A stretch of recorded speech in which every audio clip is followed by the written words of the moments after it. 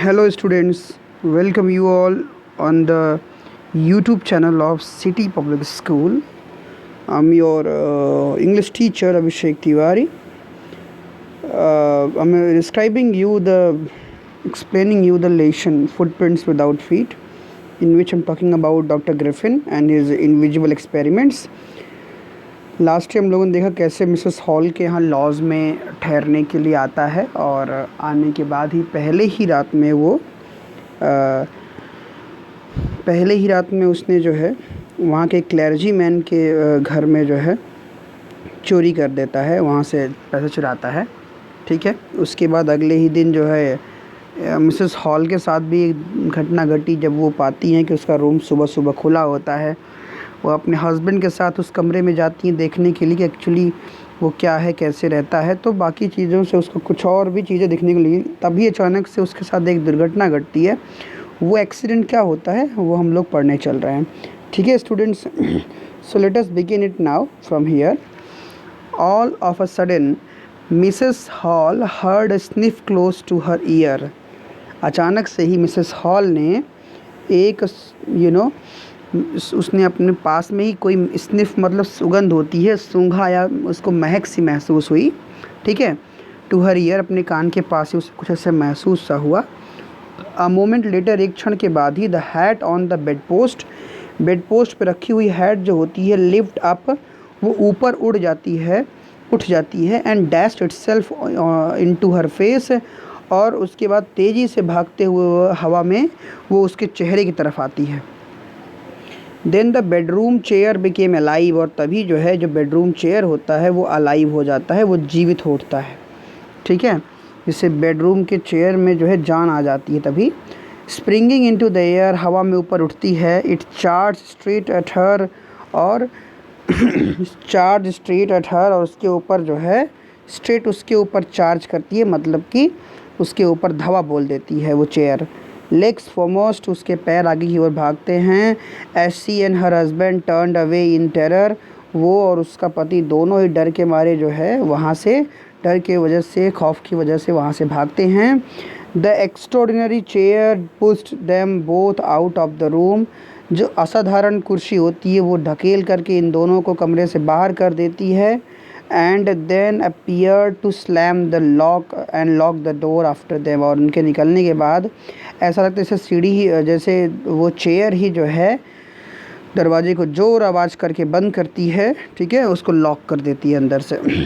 So Mrs Hall almost fell down the stairs in hysterics ना, एक feelings में, एक डर की वजह से, डर की भावना, फीलिंग की वजह से, हिस्टेरिक्स जो कहते हैं, उसकी वजह से मिसेस हॉल लगभग सीढ़ियों से गिरने ही वाली होती हैं।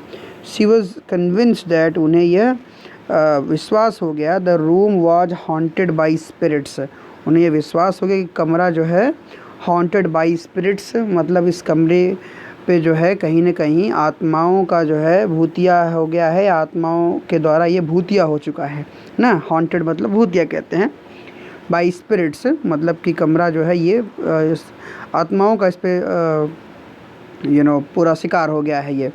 And that the stranger had somehow used these two enter into her furniture, और उसे ये महसूस हुआ कि वो जो स्ट्रेंजर जो उसके घर में आया है, had somehow caused these two enter into her furniture, यही उसके पीछे कारण है जिसने इन चीज़ों को उसके फर्नीचर में, या इस आत्मा को उसके फर्नीचर में जो है डाल दिया है किसी तरीके से। ठीक है, वो उसके पीछे कारण जो है वो स्ट्रेंजर को समझती है। So my poor mother used to sit that chair. Okay, so my poor, उसको ये फीलिंग्स आती कि बेचारी मेरी माँ जो है इसी चेयर पे बैठा करती थी।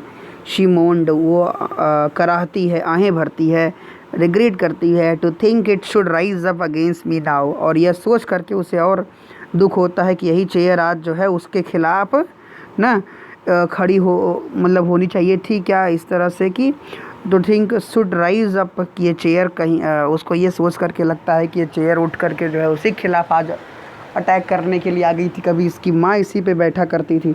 ठीक है, so the feeling among neighbours was that, जो नेबर्स के अंदर एक फीलिंग थी, ठीक है, जो नेबर्स थे, पड़ोसी थे, उनके अंदर एक ये भावना आ रही थी that the trouble was caused by witchcraft, कि ये जो ट्रबल है किसी जादू टोने या फिर ना इसका असर है। बट विचक्राफ्ट और नॉट, पर जादू टोना है कि नहीं है। When news of the burglary at the clergyman's home, जब ये खबर उसके बाद जो है, जब खबर जो है लूट की, जो बर्गलरी मतलब लूट की जो खबर होती है क्लर्जी मैन के घर की ना, जब ये सबको मालूम पड़ी, the strange scientist was strongly suspected of having had a hand in it, तो वो जो आश्चर्यजनक साइंटिस्ट था, स्ट्रांगली लोगों ने उसके ऊपर संदेह किया कि ज़रूर इसी का हाथ इन सब चीज़ों में होगा। सस्पिशन ग्रीव इवन स्ट्रॉन्गर, संदेह और बढ़ गया। When he suddenly produce some ready cash, जब उसने अचानक से कुछ रेडी कैश प्रोवाइड कर दिया ना, उसने इसके पहले कहा था उसके पास रेडी कैश नहीं है, फिर अचानक से दूसरे दिन ही उसके पास रेडी कैश आ गया, तो मतलब कैश उसके पास थे। दो ही हैड एडमिटेड, क्योंकि उसने स्वीकार किया था, no not long before that he had no money, बहुत समय नहीं हुआ था जब उसने स्वीकार किया था कि उसके पास पैसे नहीं हैं और कहीं से उसका चेक आने वाला है। फिर अचानक से उसके पास पैसे कहाँ जाते हैं, इस बात से उसको उन लोगों का संदेह और गहरा हो गया, ठीक है। द विलेज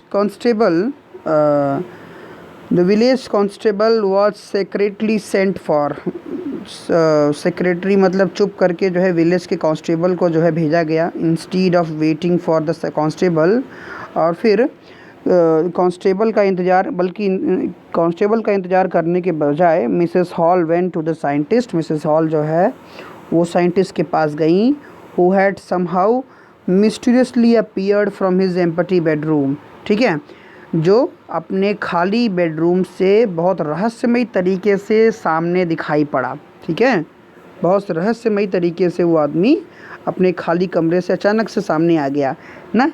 तो फिर उसके बाद मिसेस हॉल पूछती हैं, I want to know what you have been doing to my chair upstairs, कि तुम ऊपर मेरी चेयर्स के साथ क्या कर रहे हो, ठीक है। शी डिमांडेड, उसने मांग किया।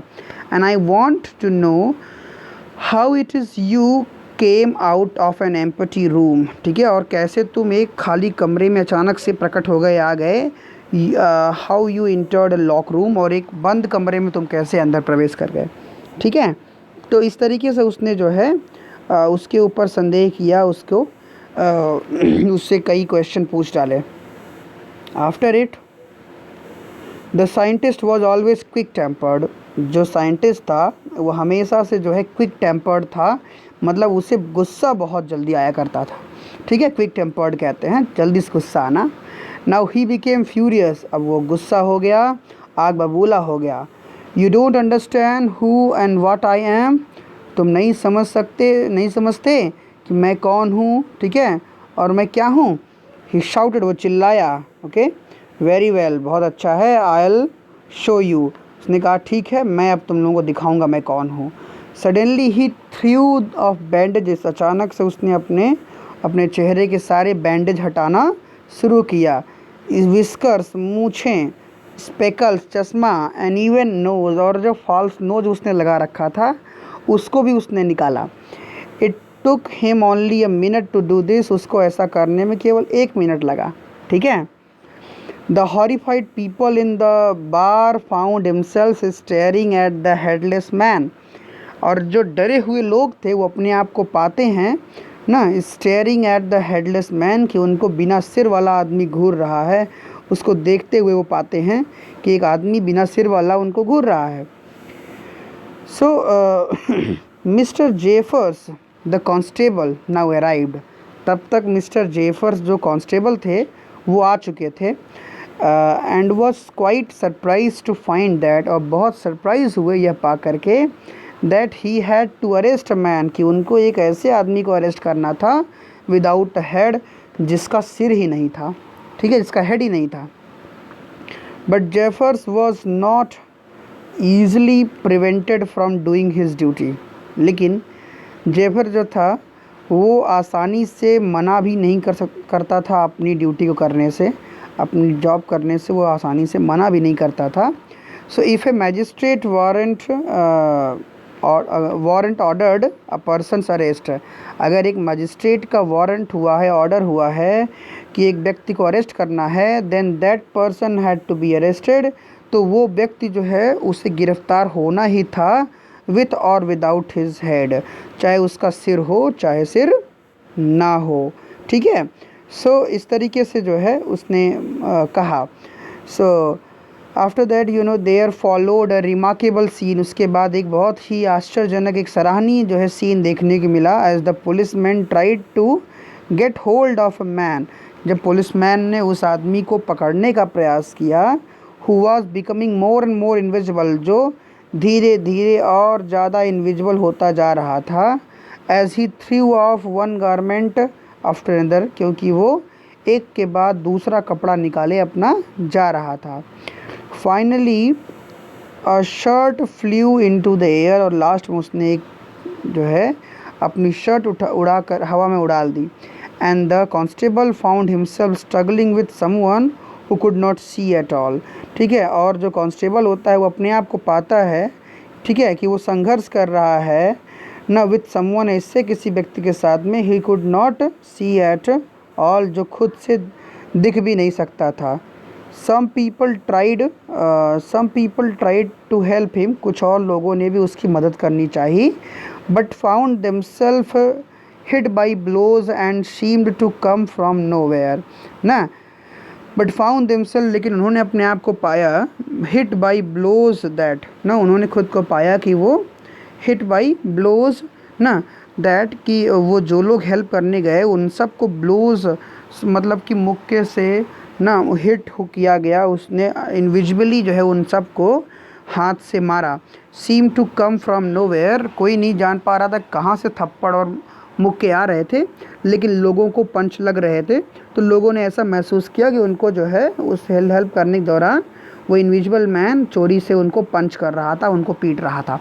ओके, तो स्टूडेंट्स आज के लेक्चर में बस यहीं तक, फिर अगले lecture we can come up to and, sorry एक थोड़ा सा ही पार्ट रह गया है, माय मिस्टेक, हम इसको कवर कर सकते हैं, तो चलिए इसको कवर कर लेते हैं फिर आगे बढ़ते हैं।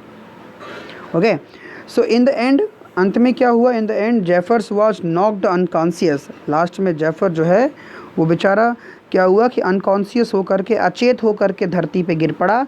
As he made at last attempt to hold on to the unseen scientist, जब उसने अपना अंतिम प्रयास किया उस अनसीन साइंटिस्ट को पकड़ने का, तो वो ना वो नॉक्ड होकर के, ठोकर खा कर के ज़मीन पे गिर पड़ा, चेत होकर के बेहोश हो गया।